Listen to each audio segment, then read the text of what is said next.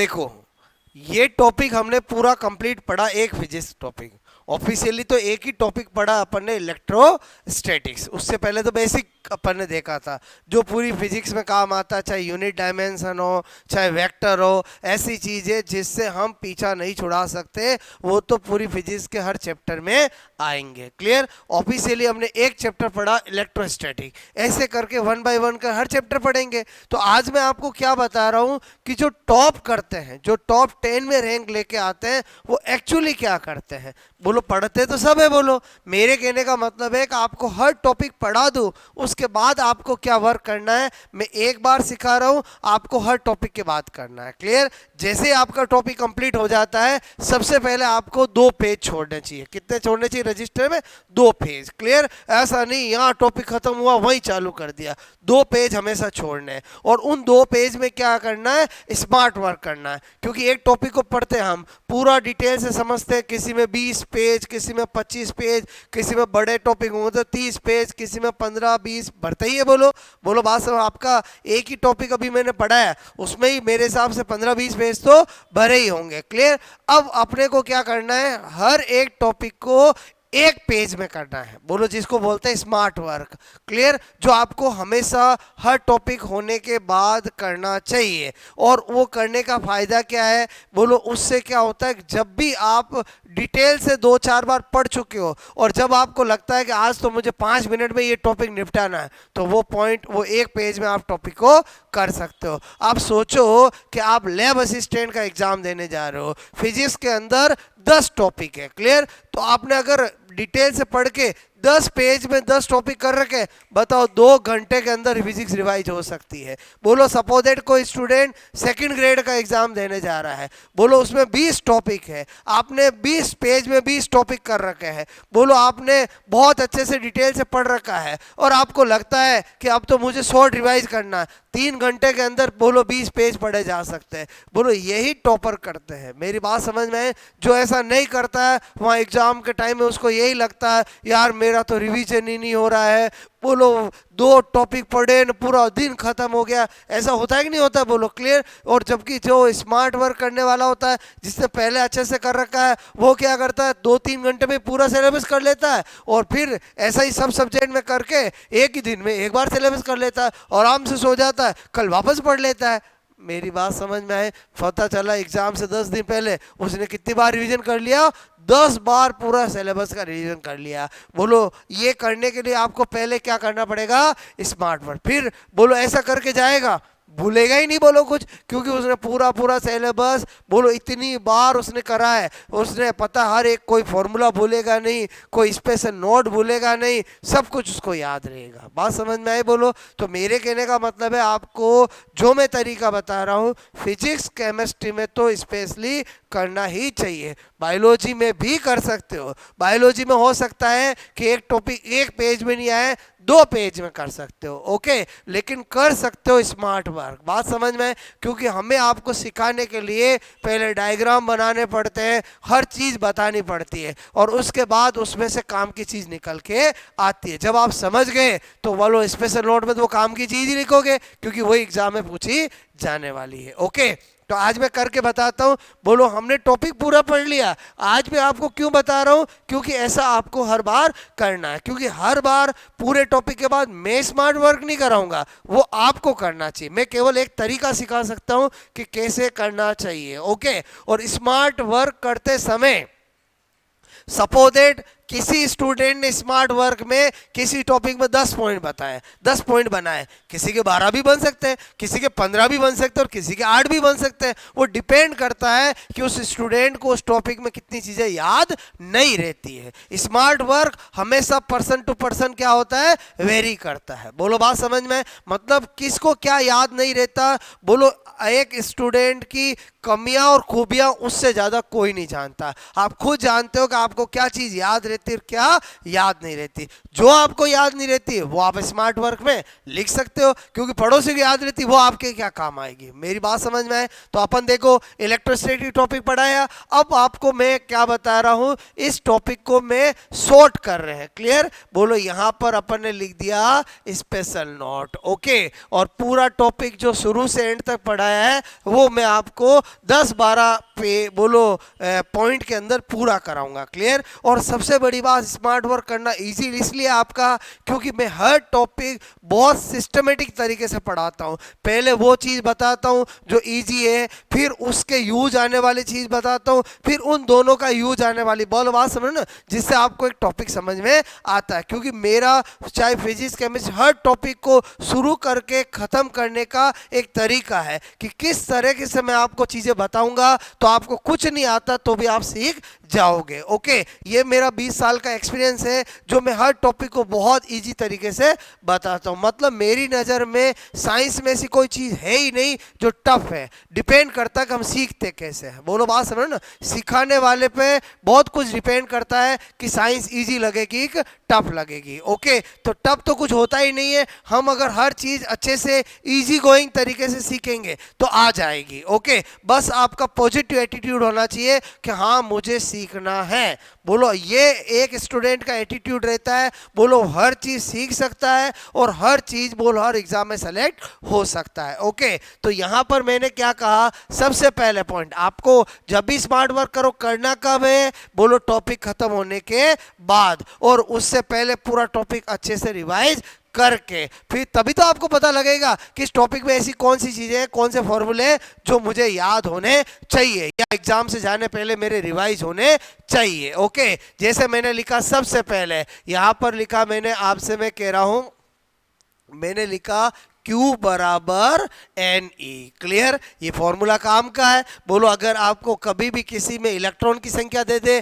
आवेश पूछे तो इससे निकाल सकते हैं, आवेश दे दे और इलेक्ट्रॉन की संख्या पूछे तो कर सकते हैं। क्लियर, उसके बाद आपको क्या पता होना चाहिए, बोलो कूलाम बल। ठीक है, कूलाम बल F इजिकल टू के Q1 Q2 upon R square. Clear, और यहां पर बोलो K इजिकल टू क्या लिख सकते हो, 1/4 पाई एप्सिलॉन नॉट। क्लियर, और यहां पर K इजिकल टू 9 इंटू 10 9 और आपका epsilon naught is equal to 8.86 into 10 की पावर -12। क्लियर, क्योंकि ये डाटा भी हमें याद होने चाहिए। क्लियर, यहां पर लिखा newton into meter square divide by coulomb square और coulomb square divide by newton into meter square, एक दूसरे के इनवर्सली प्रोपोर्शनल है। क्लियर, इस पॉइंट में मैंने ये बात कर दी।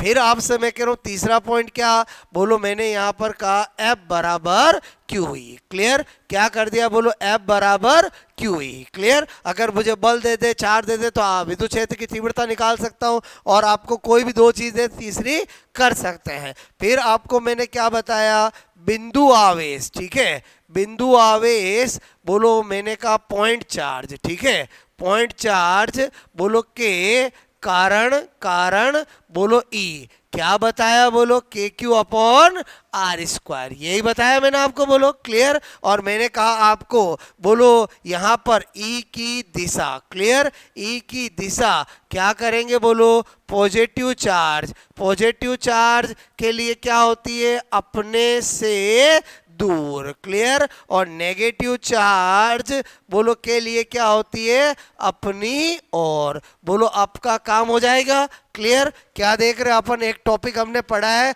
उसका टॉपिक के बाद स्मार्ट वर्क कैसे किया जाता है वो सिखा रहा हूं मैं। क्लियर, 4 पॉइंट समझ में आया बोलो आपको। अच्छा, उसके बाद हमने क्या किया, नंबर 5। ओके, हमने देखा कि बोलो द्विध्रुव आघूर्ण, द्विध्रुव आघूर्ण। ठीक है, द्विध्रुव आघूर्ण मतलब इंग्लिश में क्या, डायपोल मोमेंट। ठीक है, डायपोल मोमेंट की बात करें तो मैंने क्या बताया, बोलो P is equal to Q into R। Clear, यही बताया मैंने आपको। डायपोल क्या होता है, बोलो दो समान आवेश, परिमाण में समान और चिन्ह में विपरीत, अगर कुछ दूरी पे स्थित हो उसको क्या बोलते हैं, डायपोल कहते हैं, और उसकी वैल्यू जिससे निकाली जाती है उसको क्या बोलते हैं, डायपोल मोमेंट कहते हैं। और यहीं पे इसकी दिशा लिख दी, बोलो P की दिशा। क्या बताई मैंने, बोलो नेगेटिव से पॉजिटिव की और। क्या बताया मैंने, नेगेटिव से पॉजिटिव की ओर। हर चीज सिखाते समय ट्रिक लॉजिक बताया है। मैंने आपको कहा कि भाई यहाँ पर क्या बताया, बोलो हमेशा पॉजिटिव चार्ज, बोलो अपने से दूर, नेगेटिव चार्ज अपनी ओर। यहाँ पर क्या लॉजिक बताया कि पॉजिटिव का मतलब आप समझ जाओ पापा, और पापा हमें हमेशा अपने से दूर भेजते पढ़ने के लिए। क्लियर। और मैंने कहा मम्मी होती है नेगेटिव चार्ज, और मम्मी हमेशा हमें रोकती है, अपनी ओर अट्रैक्ट करती है कि नहीं बेटा तुम मत जा, मेरे पास रहे। क्लियर। तो यहाँ पर मैंने इसको मेल बताया और इसको फीमेल बताया, और यहीं पर आपको फंडा बताया कि मैंने कहा पी की दिशा कैसे याद रखोगे। तो मैंने कहा इंडिया में रहते हैं, इंडिया के अंदर बोलो क्या बोला जाता है, राधा कृष्ण बोला जाता है। बोलो आपसे मैं कह रहा हूँ सीताराम बोला जाता है, हमेशा लेडीज फर्स्ट। इसलिए पी की डायरेक्शन में क्या होगा, नेगेटिव से पॉजिटिव होगा, पॉजिटिव से नेगेटिव होगा, नेगेटिव से पॉजिटिव होगा। क्लियर। ये मैंने आपको बताया, बात समझ में आई बोलो आपको। अच्छा, अगर सपोज दैट आपको याद नहीं रहता है तो ये राधा कृष्ण बोलो आप ऐसे लिख सकते हो। क्लियर। या सीताराम लिख सकते हो, आपको अपने आप याद आ जाएगा। क्लियर। कि पहले कौन बोलो, फीमेल, फिर कौन बोलो, मेल, और मैंने आपको बताया नेगेटिव और पॉजिटिव। अच्छा, आ गया इसके अंदर काम की चीज। अच्छा, यहाँ पर पी की यूनिट डायमेंशन कुछ लिखने की जरूरत नहीं है, क्योंकि वो तो अप्लाइड चीज है। अगर फॉर्मूला याद है तो यूनिट डायमेंशन तो अपन निकाल सकते हैं। अच्छा, उसके बाद नंबर 6 मैंने कहा बोलो द्विध्रुव। ठीक है, द्विध्रुव की बोलो अक्ष। ठीक है, बोलो आपसे मैं कह रहा हूं एंड, बोलो मैंने कहा अक्ष और निरक्ष। ठीक है, पर ई। तो क्या बताया मैंने आपको, मैंने कहा ई अक्ष बोलो क्या होता है 2kp अपॉन आर क्यू। ठीक है, और मैंने कहा ई निरक्ष क्या होता है, बोलो kp अपॉन आर क्यू। हर एक चीज अपन ने निकाल के देखी थी। क्लियर। उसके बाद नंबर 7, नंबर 7 हमने क्या किया यहाँ पर, बोलो द्विध्रुव आघूर्ण। ठीक है, बोलो मैंने कहा विद्युत क्षेत्र में, ठीक है, ई में रखे, ठीक है, रखे द्विध्रुव। ठीक है, द्विध्रुव पर बोलो पर लगने वाला बल आघूर्ण पढ़ाया मैंने आपको। ओके, बोलो टॉर्क, बल आघूर्ण का मतलब क्या, टॉर्क। क्लियर। तो क्या कर दोगे, बोलो P tau is equal to P cross E. Clear. या क्या कर दोगे, पी ई साइन थीटा। यही पढ़ाया आपको। बोलो दो सदिश के सदिश गुणनफल से सदिश प्राप्त होता है। उसके बाद क्या बताया, द्विध्रुव। ठीक है, द्विध्रुव को घुमाने, ठीक है, घुमाने में किया गया कार्य, ओके, किया गया कार्य W इज इक्वल टू क्या बताया, PE। बोलो cos थीटा 1 cos थीटा 2। हर एक फॉर्मूले के कितनी वैरायटी के क्वेश्चन बनते हैं वो तो अपन ने किए ही है। बोलो मैं तो बात कर रहा हूं कि सब कुछ पढ़ने के बाद जब एग्जाम देने जाते हो तो स्मार्ट आपको कैसे स्टडी करना है। क्लियर। अच्छा, रही बात साइन किस में आते हैं, कोस किस में आते हैं, मैंने बहुत अच्छे से साइंस का फंडा बताया कि ये क्या है, अदिश राशि है। तो हमेशा अदिश राशि के फॉर्मूलों में बोलो आपको पता है कोस आएगा और सदिश वाले में क्या आएगा, साइन आएगा। क्लियर। बोलो क्योंकि दो सदिशों के सदिश गुणनफल से ही सदिश मिलता है और दो सदिशों के अदिश गुणनफल से अदिश मिलता है। अदिश गुणनफल का मतलब डॉट और सदिश गुणनफल का मतलब क्रॉस, और क्रॉस का मतलब साइन थीटा, डॉट का मतलब कॉस थीटा। ओके, बार बार मैं चीज रिपीट कर रहा हूं। अच्छा, आपको 8 पॉइंट समझ में आया। बोलो उसके बाद अपन बात करते हैं 9 पॉइंट। क्लियर। आपके तो एक पेज में ही आ जाएंगे। क्लियर। 9 पॉइंट की बात करें, हमने देखा गाउस का नियम। ठीक है, गाउस क्या कहता है, बोलो बंद परिपथ से निर्गत फ्लक्स, उसमें उपस्थित कुल आवेश और निर्वात की विद्युतशीलता, यही गाउस का नियम है। और यहीं पर अपन क्या कर लेंगे, बोलो गाउस, बोलो परमेय। ठीक है, गाउस परमेय में क्या कर लेंगे, बोलो ई डॉट डी ए और मैंने कहा sigma Q upon epsilon not. ये क्या हो गया, बोलो आपका गाउस परमेय, बताया मैंने। अच्छा, उसके बाद क्या बात बचती है, गाउस के एप्लीकेशन। बोलो क्या बचती है, गाउस के एप्लीकेशन। क्या लिखा मैंने, गाउस के प्रयोग, ठीक है। अच्छा, अनुप्रयोग कितने हैं बोलो? 5 अनुप्रयोग है। क्या बताया मैंने यहाँ पर बोलो? यहाँ पर अपन ने किया बोलो अनुप्रयोग, ठीक है, अनुप्रयोग का नाम, नेम ऑफ एप्लीकेशन, ठीक है। अच्छा, यहाँ पर क्या बताया? गाउसीय पृष्ठ, ठीक है। और यहाँ पर क्या किया बोलो?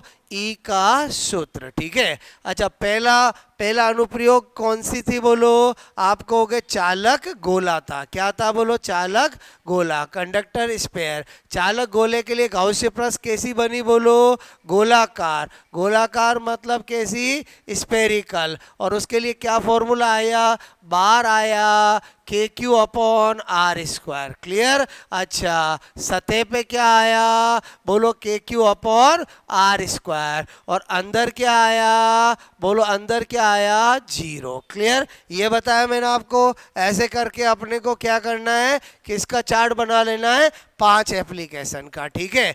दूसरा क्या था बोलो? अचालक गोला। अचालक गोले के भी गाउसीय पृष्ठ कैसी थी? गोलाकार। बार कैसा था? वही सेम बोलो, के क्यू अपॉन आर स्क्वायर। बोलो सतह पे कैसा बोलो? सेम। सतह पे क्या बोलो? के क्यू अपॉन आर स्क्वायर। और मैंने कहा अंदर, अंदर इसमें निकालना था अपन ने, क्या निकाला? K Q R upon R Q. यही आया था बोलो।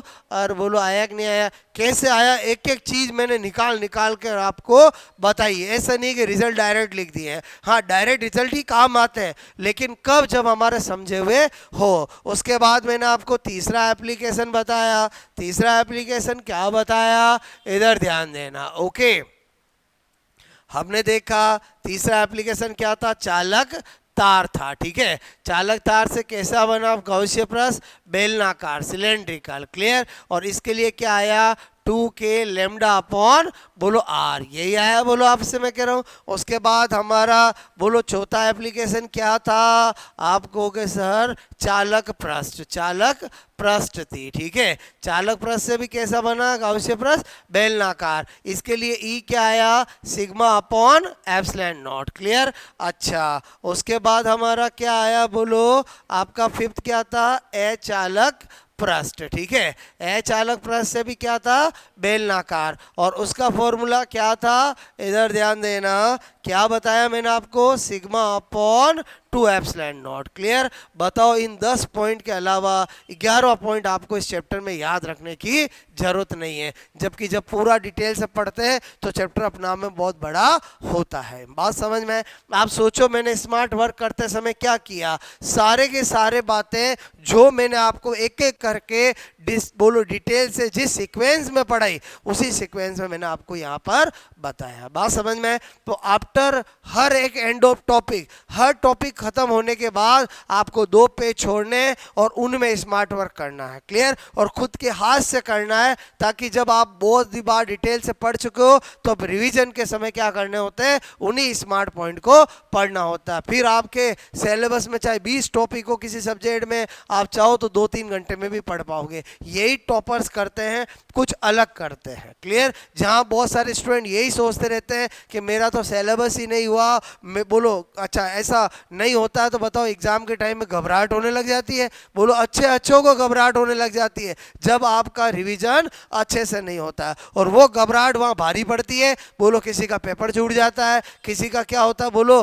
क्वेश्चन छूट जाते हैं, किसी का क्या होता है बोलो भूल जाता है, क्योंकि उसके मन में यही रहता है कि मेरे तो रिवीजन ही नहीं हुआ। बात समझ में? मतलब आरपीएससी के एग्जामों में सेलेक्ट होने के लिए पढ़ाई के साथ साथ स्मार्ट बनना बहुत जरूरी है। पढ़ते तो सब है, मैंने आपसे कहा, कुछ अलग नहीं करोगे जब तक आप दूसरों से अलग नहीं बनोगे। क्लियर? तो एक मैंने करके बताया, हर टॉपिक के बाद ऐसा आपको करना है। क्लियर? तो आपका क्या होगा? स्मार्ट वर्क साथ के साथ होता रहेगा। अच्छा, बहुत सारे स्टूडेंट क्या सोचते हैं कि यार एक बार 10 टॉपिक इकट्ठे होने दो फिर करेंगे स्मार्ट वर्क, फिर वो मजा नहीं है। बोलो क्यों? क्योंकि जब आप डिटेल से टॉपिक पढ़ते हो तो आप उस टॉपिक की हर एक बोलो खूबियां और कमजोरियां जानते हो कि आपको क्या कहाँ प्रॉब्लम आती है क्वेश्चन करने में, क्या चीज याद नहीं रहती है। तो आप स्मार्ट वर्क करोगे, ज्यादा फायदे में होगा।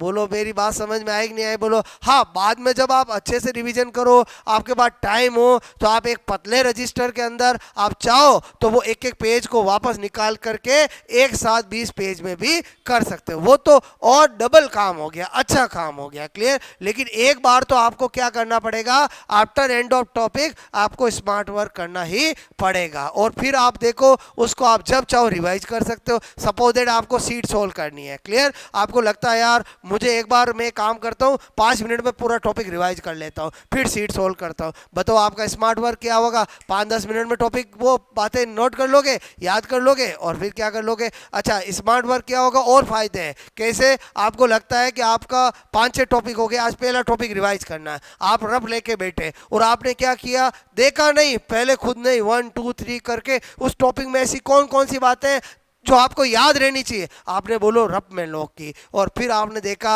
यार देखता हूँ मुझे ऐसी कौन सी चीज़ याद नहीं रही, तो आप उन पॉइंट में देखोगे तो 1-2 पॉइंट आपको याद नहीं आएंगे। आप मुझे बताओ आपको कॉन्फिडेंस आएगा कि यार मुझे 2 महीने बाद 1 महीने बाद भी मैं टॉपिक रिवाइज कर रहा हूँ और उसमें भी मुझे चीज़ें याद है, इसका मतलब मेरी मेमोरी पक्की हो गई है, क्लियर। ओके, नोट करोगे? बोलो नोट करो।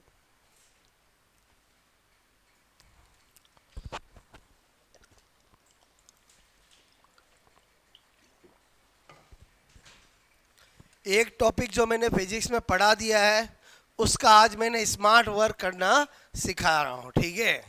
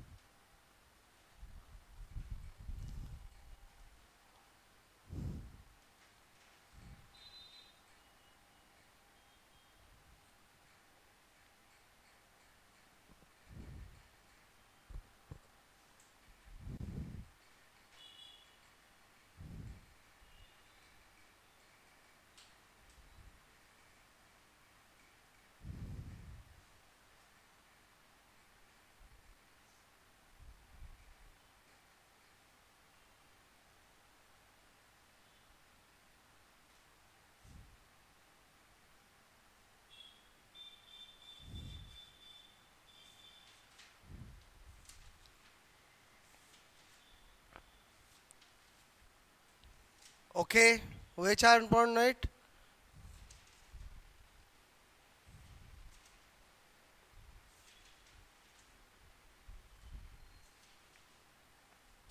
बात समझ में आई बोलो आपको? ठीक है।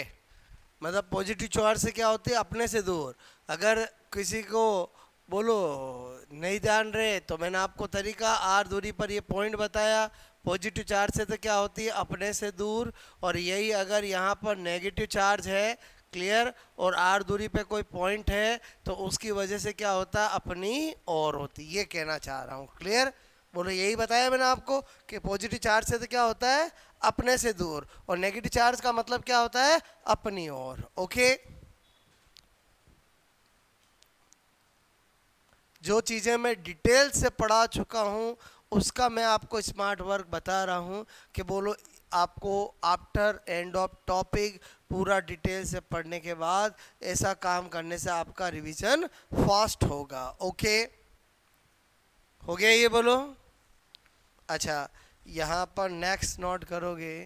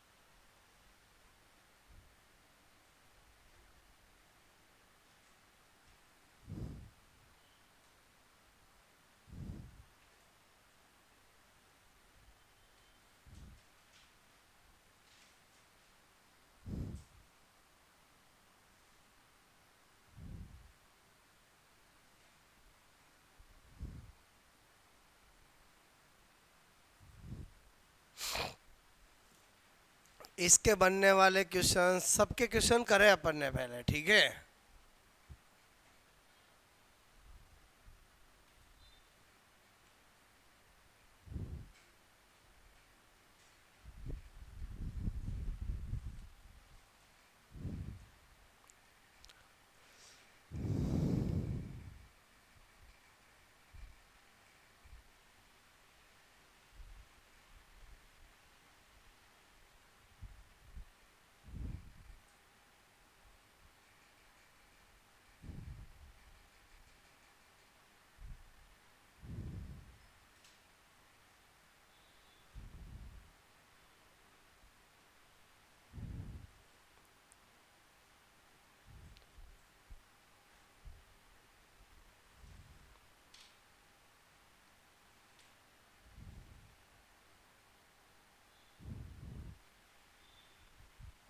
हो गया नोट? बोलो।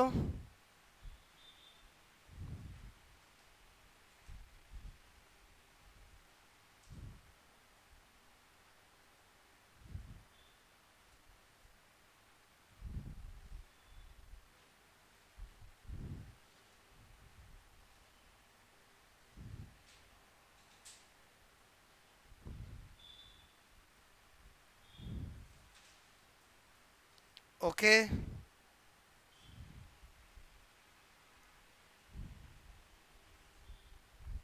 गया।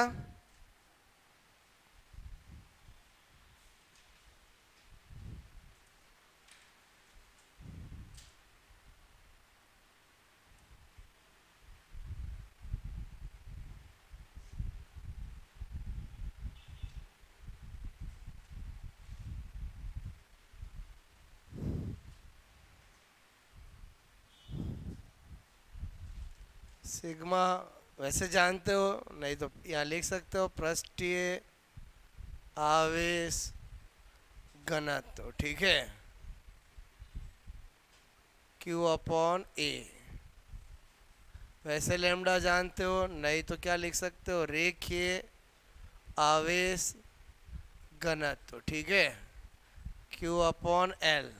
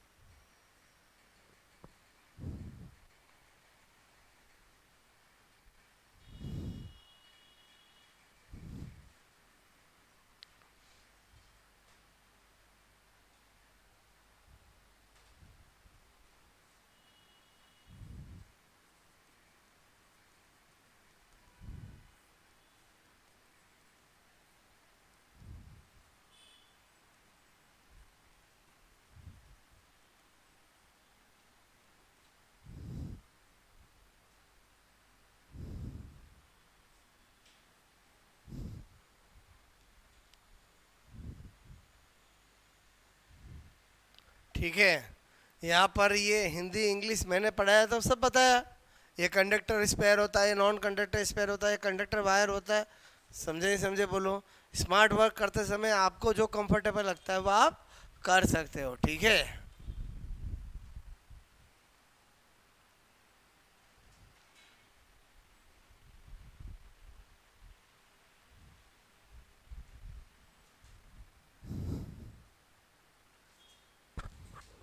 आई बात समझ में।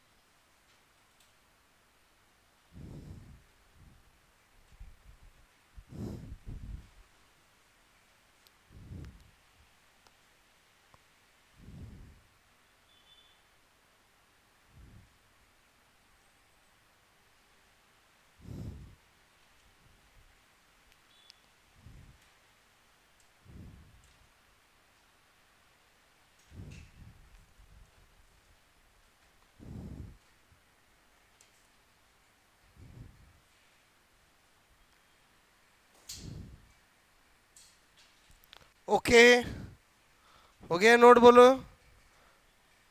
अब जैसे मैंने 10 पॉइंट बताए, किसी के 12 पॉइंट भी हो सकते हैं, मतलब डिपेंड करता है कि आपको और क्या चीज याद नहीं रहती है। क्लियर? जैसे अभी अपन एक पॉइंट और करेंगे।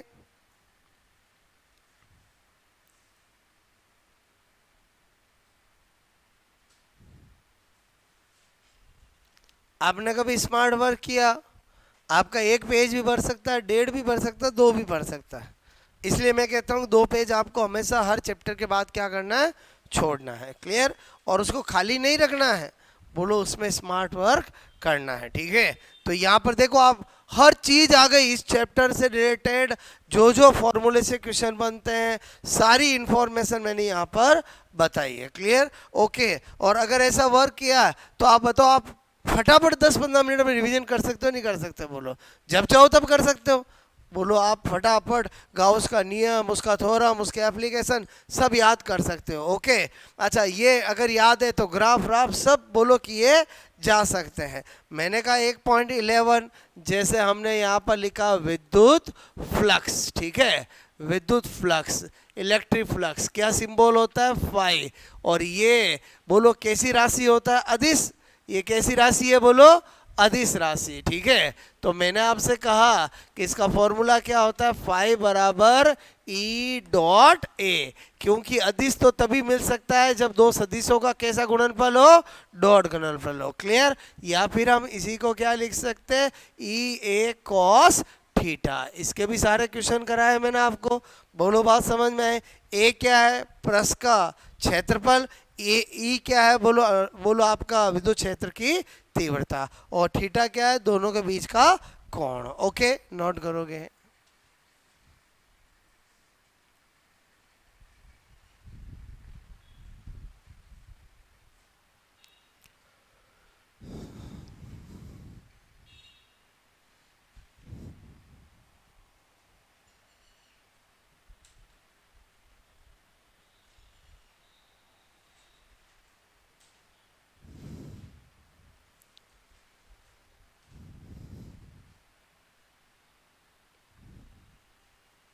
बात समझ में आई? बोलो। अब जैसे मैंने आपको 11 पॉइंट बताए, मैं क्या बता रहा हूँ कि स्टूडेंट टू स्टूडेंट वेरी करेगा। जैसे सपोज दैट किसी को रहता है, यार मुझे बोलो गाउस का नियम में निर्गत फ्लक्स किस किस पे निर्भर नहीं करता है, ये याद नहीं रहता है, तो फटाक से 3 पॉइंट छोटे लिख दिए। बाहर उपस्थित आवेश पर, पृष्ठ की संरचना पर, और अंदर आवेश के वितरण पर। क्लियर? बोलो, किसी को रहता है मुझे याद रहता है तो लिखने की जरूरत नहीं है। किसी को रहता है कि मुझे विद्युत बल रेखाओं के गुणधर्म याद नहीं रहते हैं तो शॉर्ट में लिख सकता है, या वो एक पॉइंट लिख सकता है, दो विद्युत बल रेखा एक दूसरे को नहीं काटती है। मतलब समझ में आया ना? बोलो, आपको पूरे टॉपिक में पढ़ने के बाद ऐसी कौन सी बातें हैं जो याद नहीं रहती है, वो आपके यहाँ आएगी। बोलो, बात समझ में? तो आपको मैंने तो 11 पॉइंट में बताया क्योंकि 11 पॉइंट में सब कुछ आ गया है। बाकी आप चाहो कि भाई आपको पूरा पढ़ने के बाद एक चीज़ ये भी याद नहीं रहती, वो भी लिख सकते हो। बोलो, आपको और भी मतलब पॉइंट आप बना सकते हो। क्लियर? मेरी बात समझ में आई? बोलो आपको। तो मैंने आपको आज इस टॉपिक में बोलो एक टॉपिक जो हमने पढ़ा फिजिक्स में, उसमें स्मार्ट वर्क के बारे में बताया। और अब आपको क्या करना, हर टॉपिक पढ़ेंगे तो उसके बाद ऐसा करना है। अच्छा, एक बात और क्लियर कर लेना, जैसे आप फिल्म देखने जाते हो, हर फिल्म दूसरी फिल्म से क्या होती है? अलग होती है। अपनी साइंस में भी ऐसा ही है, हर एक टॉपिक अपने आप में अलग है, किसी का किसी से कोई संबंध नहीं है। हम हर एक टॉपिक चालू करेंगे, उसका इंट्रोडक्शन करेंगे, उसका बेस बनाएंगे, उसकी पूरी कहानी पढ़ेंगे और क्लाइमैक्स पे ले जाएंगे। बोलो, बात समझो? मतलब किसी भी टॉपिक का किसी टॉपिक से कोई संबंध नहीं होता है। हर एक टॉपिक, चाहे फिजिक्स हो, केमिस्ट्री हो, बायोलॉजी हो, हर एक टॉपिक अपने आप में क्या होता है? अलग होता है। क्लियर? किसी को ये लगता है कि मैंने ये टॉपिक नहीं पढ़ा तो बोलो दूसरा, ऐसा कुछ नहीं है। हर टॉपिक अपने आप में क्या है? बोलो, अलग है। हर एक टॉपिक की अपनी एक सीमाएं, हर एक टॉपिक की अपनी फॉर्मूले, हर एक टॉपिक के अपने लॉजिक और कॉन्सेप्ट है। बात समझ में? तो जितने भी टॉपिक है, हर एक टॉपिक अपने आप में क्या होता है? अलग होता है। बोलो, बात समझ में? तो अपन हर एक टॉपिक को जब भी स्टार्ट करते हैं पहले बेस बनाते हैं, फिर उससे रिलेटेड चीज़ें करते हैं, क्वेश्चन करते हैं और फिर उसके क्लाइमैक्स करते हैं। ओके, तो आज जो मैंने पैटर्न बताया वो आपको हमेशा हर टॉपिक के बाद करना है। मैं फिर बता दूं, मैं कहता सबको हूं, लेकिन सब ये काम नहीं करते। क्यों नहीं करते? आलस के मारे। बोलो बात समझ ना, मैं क्या बता रहा हूं, समझ में आए? जो स्टूडेंट जब तक आपका सक्सेस मिल ली जाती है तब तक सीरियस रहता है पढ़ाई के प्रति, उसी को बोलो आपको सीट मिलती है। बोलो लापरवाही करी नहीं, दूसरा आगे निकला नहीं। बोलो बात समझ ना। तो मैंने क्या कहा, समझ में आया? बोलो, मैं फिर बता दूं, मतलब मैं आपको बता रहा हूं। बोलो एक टॉपिक ही करेंगे, दूसरे करेंगे, फिर चौथे पांचवें टॉपिक आते आते नहीं करते हैं। बोलो बात समझ ना। लेकिन मेरा काम है कहने का, आपको करना जरूरी है और इससे आपको बहुत फ़ायदा मिलता है। फ़ायदे के तरीके बता दिए मैंने आपको कि आपने अगर कर रखा होगा तभी तो आप रिवीजन के टाइम, बोलो 1 महीने बाद कोई टॉपिक को रिवीजन करोगे, रफ लेके बैठोगे, तो आपको पता है कि यार इस टॉपिक को मैंने 12-13 पॉइंट में मुझे इससे कर रखा है, तो 12-13 पॉइंट बिना देखे रफ में लिखोगे तो पहले माइंड में ऐसा सेट कर रखा होगा, तभी कर पाओगे ना। बोलो बात से, रिवीजन के समय हर एक चीज़ तो आप लिखने से रफ में, बोलो मेन चीज़ ही लिखोगे ताकि आपको याद है कि नहीं है। बोलो फॉर्मूले। ओके, बात समझ में आए? तो नया टॉपिक अपन कल स्टार्ट करेंगे। आज क्या बताया मैंने, समझ में आया? बोलो, ये चीज़ बहुत ज़रूरी है। मैंने कहा ना, पढ़ते सब है, जब तक कुछ अलग वर्क नहीं करोगे तब तक दूसरों से आगे नहीं निकलोगे। एक इसमें बता दिया, यही काम आपको हर एक टॉपिक के बाद केमिस्ट्री में करना है, और बहुत अच्छा होगा अगर बायो में भी करते हो तो। क्लियर? बात समझ में आई? बोलो ओके।